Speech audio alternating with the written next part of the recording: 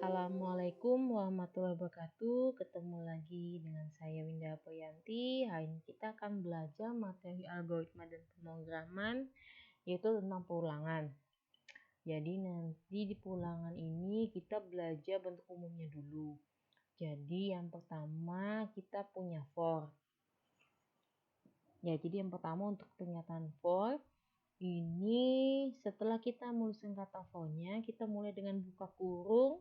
Dengan di dalam itu ada 3 argumen. Argumen pertama ini adalah inisialisasi. Jadi ini adalah nilai awalnya.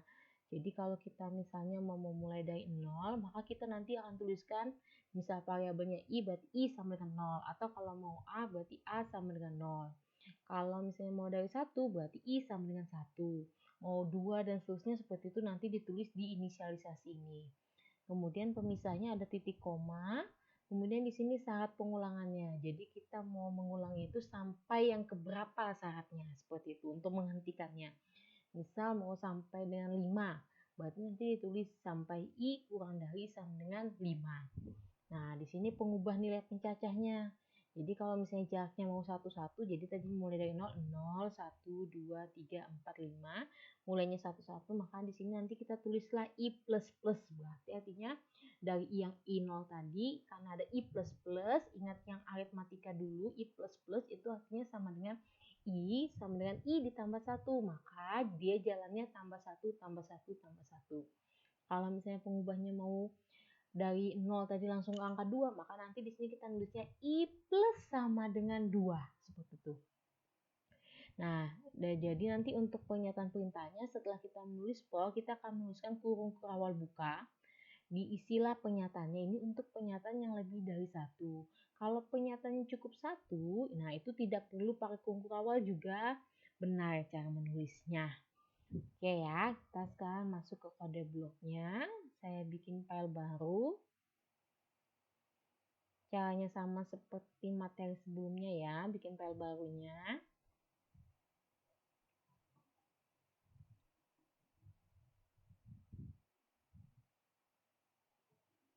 Kita cari foldernya biar gampang lagi nanti membukanya ya.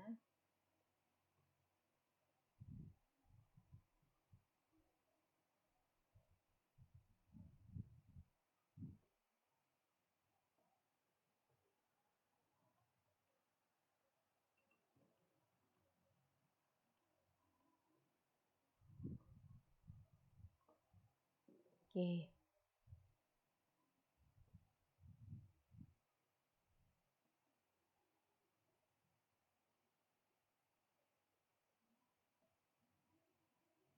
Yang pertama kita tuliskan headernya. Kemudian jangan lupa using namespace std titik koma baru fungsi mainnya. Oke, misal ya kalau sebelumnya kita ingin memunculkan angka 1 sampai 10, maka kan kita akan menuliskan di dalam petiknya berarti angka 1, 2, 3, 4, 5, 6, 7, 8, 9, 10 seperti ini. Ini kalau saya running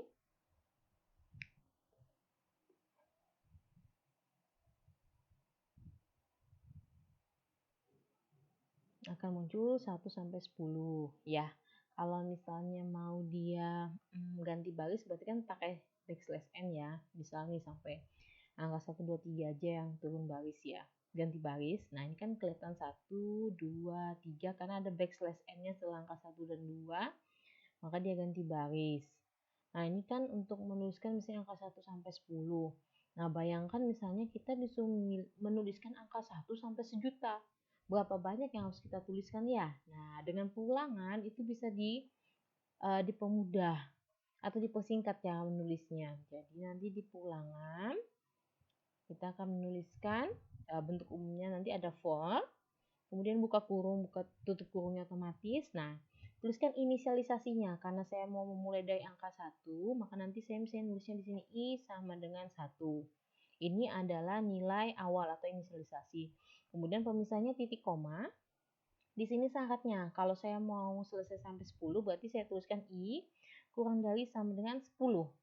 Nah, ini kan berarti batasnya ketika dia I-nya itu kurang dari atau sama dengan 10, dia akan tetap dilanjutkan. Kemudian pencacahnya karena antara 1 ke 2, 2 ke 3 itu jaraknya 1, maka saya akan nuliskan I plus plus. Nah, karena di sini pakai variabel I, berarti jangan lupa dideklarasikan. Karena ini angkanya pecahan, maka saya deklarasikan sebagai integer. Nah, di dalam for-nya tadi ada kurung kurawal buka, kurung kurawal tutup. Di sini kita tuliskan apa yang mau dimunculkan. Tadi saya mau memunculkan I-nya. Kan mau muncul angka 1, 2, 3 ya. Nah, angka 1, 2, 3 itu kan disimpan dalam variabel I. Maka di sini saya tuliskan I. Nah, kalau misalnya saya mau ada spasi, saya bikin spasinya di sini. Titik koma. Ini saya matikan ya. Nah, ini saya running. Nah, sekarang muncul angka 1 sampai 10.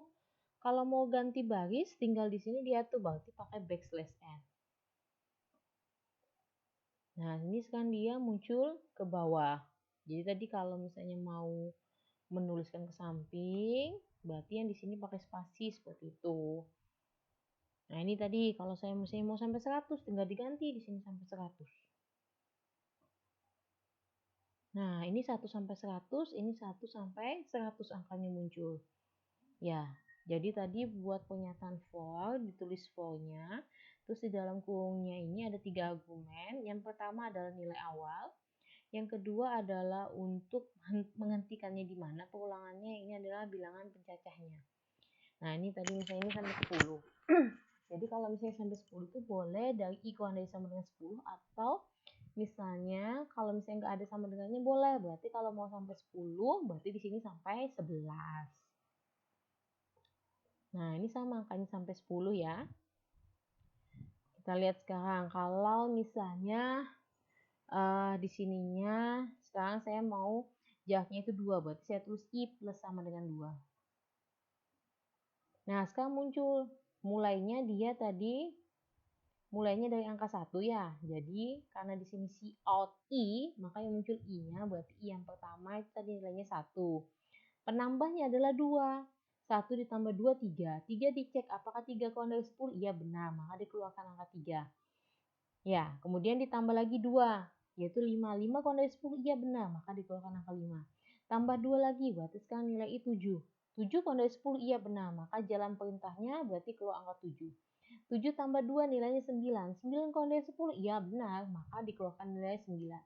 Sekarang I-nya ditambah lagi 2, 11. Apakah 11 kurang dari 10? Tentu saja tidak akan ya, karena 11 lebih dari 10. Maka ini tidak jalan.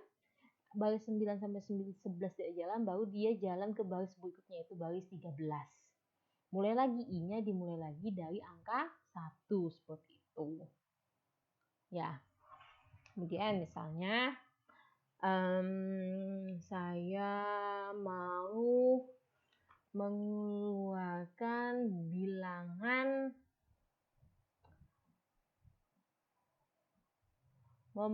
bilangan genap. Nah, caranya bisa saja seperti ini. Bilangan genap itu berarti kan mulainya dari 0 misalnya. Berarti saya bikin sini 0, bilangan genap yang kurang dari 10, I-nya plus sama dengan 2. Nah, ini kan keluarnya 0, 2, 4 sampai 10, itu berarti keluar bilangan genap. Ya.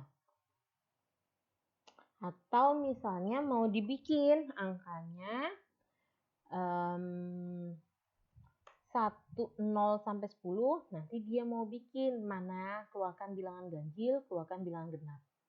Berarti misalnya kita mau bikin seperti ini, si out.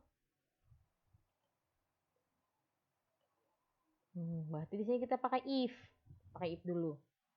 Jika, berarti kan kalau bilangan genap itu kan kalau dia habis dibagi 2 ya.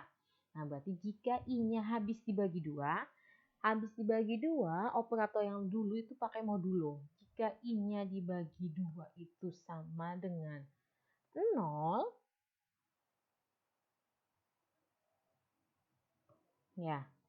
Jadi ini yang ditulisnya yang benar. Jika I dibagi 2 sama dengan 0 atau sisa pembagiannya 0, maka si out I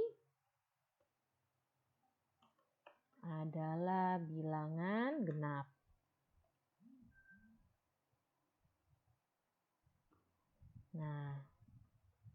Berarti else-nya kan kebalik ininya ya, yang selainnya. Berarti kalau nggak habis dibagi 2, berarti dia bilangan ganjil.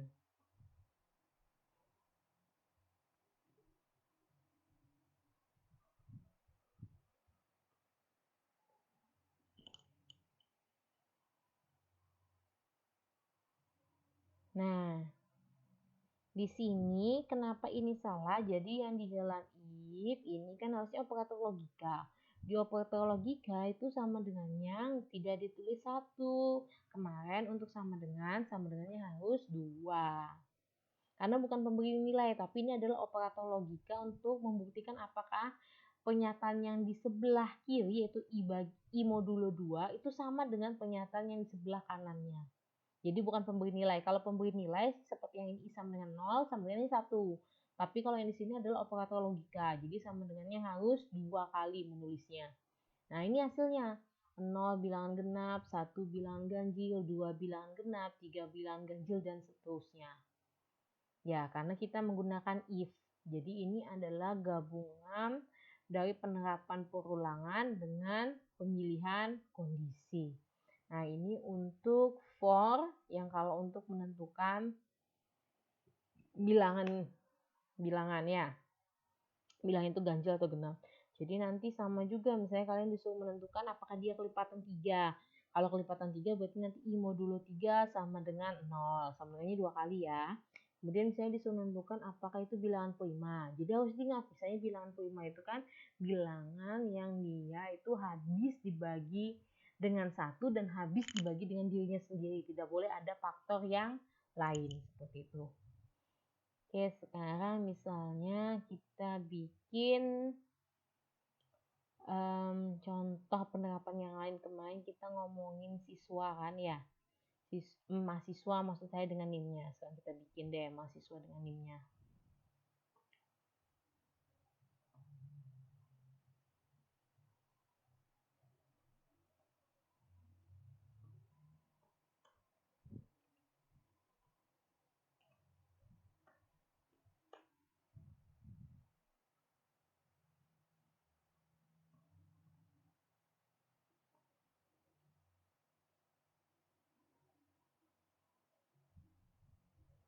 Oke ya, header.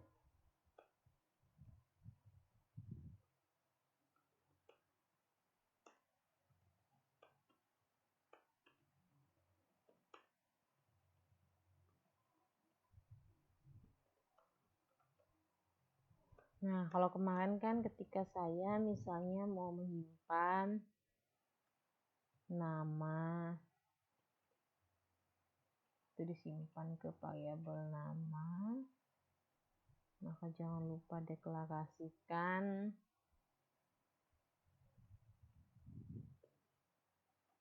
kemudian NIM.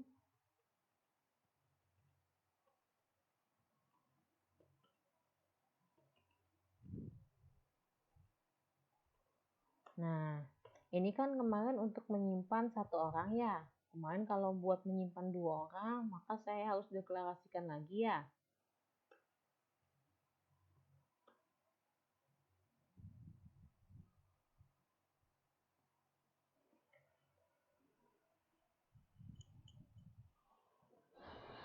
Nah, ini kan kemarin ya. Kalau saya mau menyimpan 2 orang ya.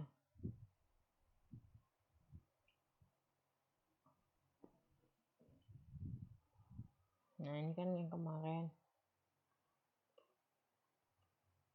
Nah, misalnya kemarin kita tuliskan selamat datang ya. Selamat datang. Namanya siapa ya? Dengan NIM.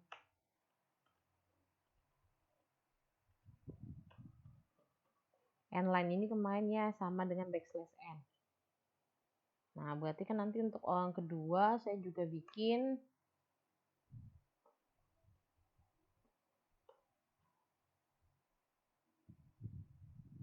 nah, ini kan kalau saya masukkan input kan Winda.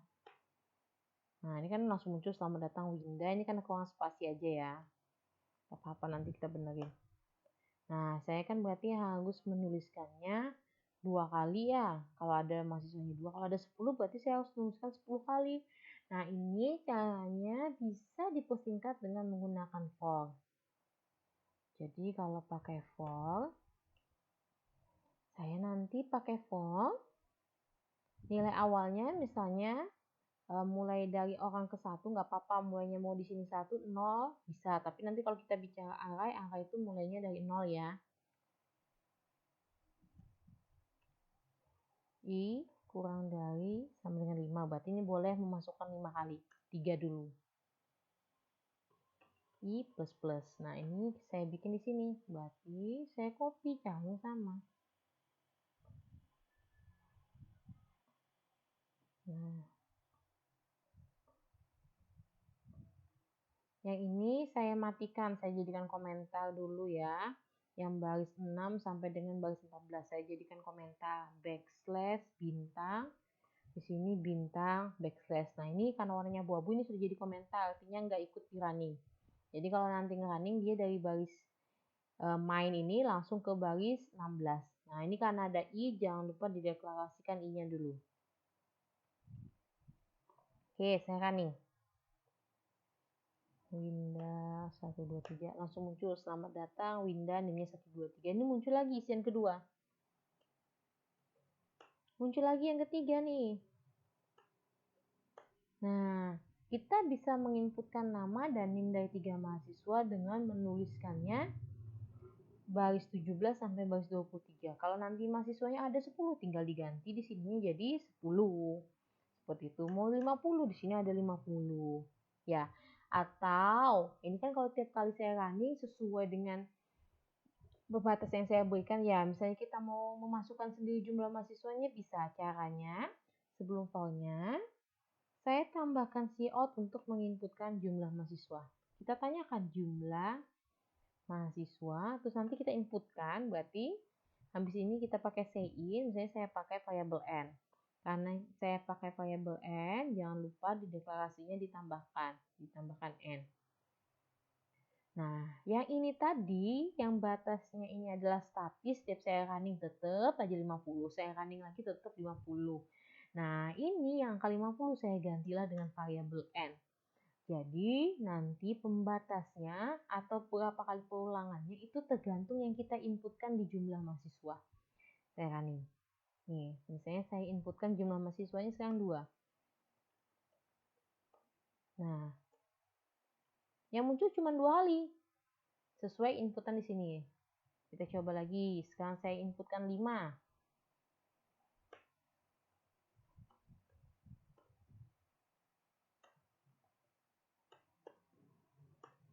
Dua, ini mahasiswa ketiga.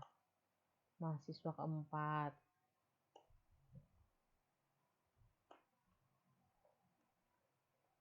Nah, mahasiswanya ada 5, jadi sesuai yang kita inputkan. Jadi ini bisa jadi dinamis sudah untuk for-nya. Jadi untuk yang di pembatasnya nanti diganti bukan angka tapi variabel. Variabelnya mengikut di inputan yang di baris 16 yaitu jumlah mahasiswa. Nah, itu tadi untuk penyataan for. Ya. Nah, ini kalau contohnya pengurangan. Kalau pengurangan nanti yang di pencacahnya itu pakai min, a min. Oke. Sekarang kita pakai pernyataan nest for. Nah, nest for ini sama dengan nest if kemarin, yaitu ada for di dalam for. Jadi nanti pas bikin for-nya, di dalam kungkur awal itu bukan pernyataan, tapi pakai for lagi. Jadi ada for di dalam for.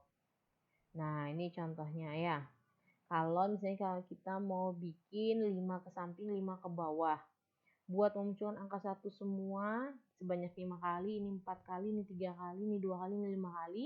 Jadi caranya nanti A-nya itu mulai dari 1 sampai 5 plus.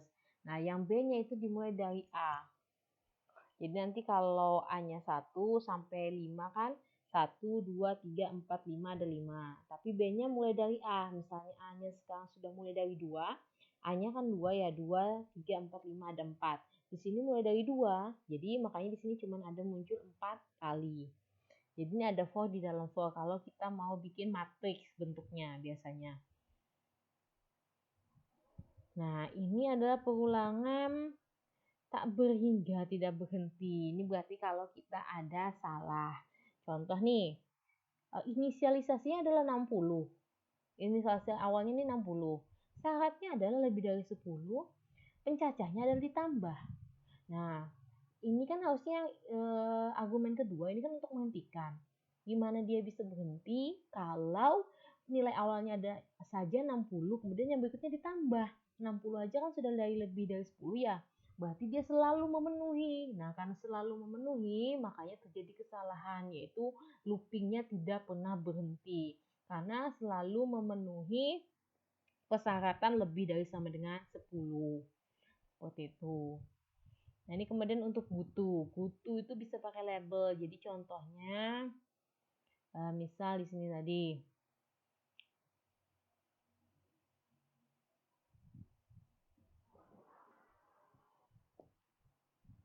Ya.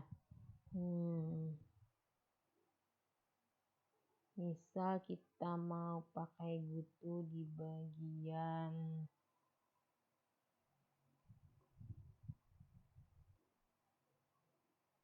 nah, ini misalnya ini kan sudah selesai ya. Ini saya matikan ya. Atau ya di sini aja nggak apa-apa dulu. Nah, ini kan setelah di angka 1 nih kalau saya running dari 0 sampai 10 kan sudah keluar dia bilangan genap atau ganjil. Misal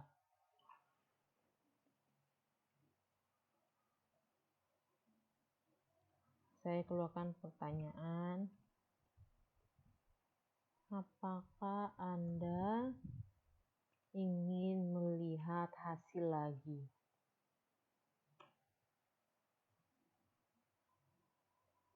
Pilihannya kan kalau nggak ya tidak ya. Berarti ada say in, pilihan misalnya. If, pil, jangan lupa kalau dalam if itu sama dengannya 2 ya, karena operator logika. Nanti saya deklarasikan pilihan ini sebagai char. Kalau char berarti petiknya 1. Y, saya pakai atau, boleh misalnya y-nya kecil, maka saya pakaikan gutu. Nah, gutunya ini di mana? Gutu ulang misalnya, namanya gutu ulang. Nah, bagaimana yang mau saya ulang? Saya akan mengulangnya dari sini. Misalnya ya, misal dari sini. Maka saya tuliskan di sini ulang titik 2 di sininya. Nah, ulang titik 2. Maka nanti kalau saya milih ya, ini akan diulang lagi. Ini akan diulang lagi. Ya. Kecuali saya milih huruf lain, baru dia berhenti. Di sini ada pil tadi, maka saya tambahkan char pil. Saya running. Ini kan muncul ya yang tadi seperti biasa 0 sampai 10, kemudian di sini ada sudah penentunya dia genap atau ganjil. Ada pertanyaan apakah Anda ingin melihat hasil lagi? Saya tuliskan huruf Y kecil. Dia muncul lagi. Saya hurufkan Y besar, dia muncul lagi. Saya ketikkan huruf lain selain Y kecil dan Y besar. Baru dia berhenti. Itu gunanya untuk gutu. Ya. Jadi tergantung kita mau meletakkan labelnya di mana.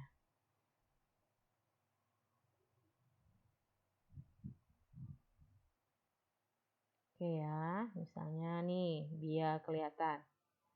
Ini sekarang saya nyalakan, tapi ini saya taruh di atas gutunya, di atas label ulangnya. Ini ya, ini kan dia memunculkan dia beda, ini angka 1 sampai 5. Ya.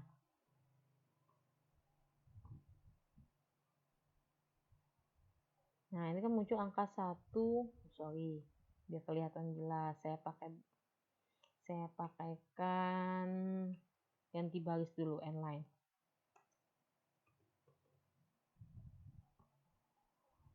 Nah, ini kan dia angka 1, 2, 3, 4. Ini muncul karena for yang ini, for yang pertama. I sama dengan 1, I kurang dari 5. Berarti kan 1, 2, 3, 4 itu ditampilkan. Maka muncul 1, 2, 3, 4. Kemudian ada N-line, makanya dia ganti baris. baru dia muncul yang I sama dengan 0 sampai I kurang dari 10 buat menentukan dia genap atau ganjil. Nah, ini kalau saya ketikkan Y, maka dia tidak berulang dari 1, 2, 3, 4. Karena ulangnya ada di baris 13. Maka jalannya cuma yang dari 0 adalah bilangan genap. Nah, itu seperti itu. Kalau misalnya saya mengulangi ingin dari yang bagian ini, maka letakkanlah ulangnya di sebelum for yang pertama. Nah, ini saya matikan ya, saya jadikan komen, gak dibaca sama dia. Nah, ini kalau saya ketikkan Y, dia ngulangnya dari angka 1, 2, 3, 4. Jadi tergantung kita mau mengulangnya dari bagian yang mana. Di situ meletakkan labelnya. Namanya terserah, boleh ulang, boleh menu, tergantung kita. Jadi kalau di sini misalnya nulisnya menu, maka gutu yang di sininya pun juga dituliskan menu. Itu untuk label. Ya, ini contohnya tadi. Nah, ini bisa juga pakai while. Jadi kalau pakai while itu dia di sininya syaratnya baru perintahnya apa. Jadi kalau misalnya pakai while,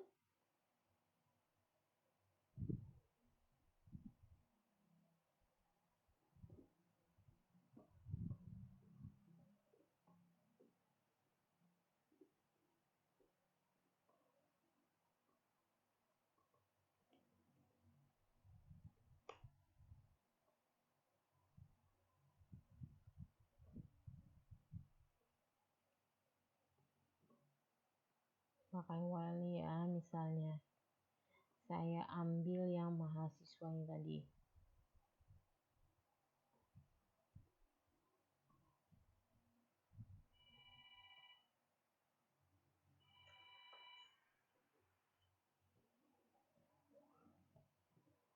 Nah, yang di sini kalau for dia di dalamnya ini ada 3 argumen. Kalau pakai while nanti adalah syaratnya terus perintahnya apa. Jadi selama dia memenuhi itu jalan terus.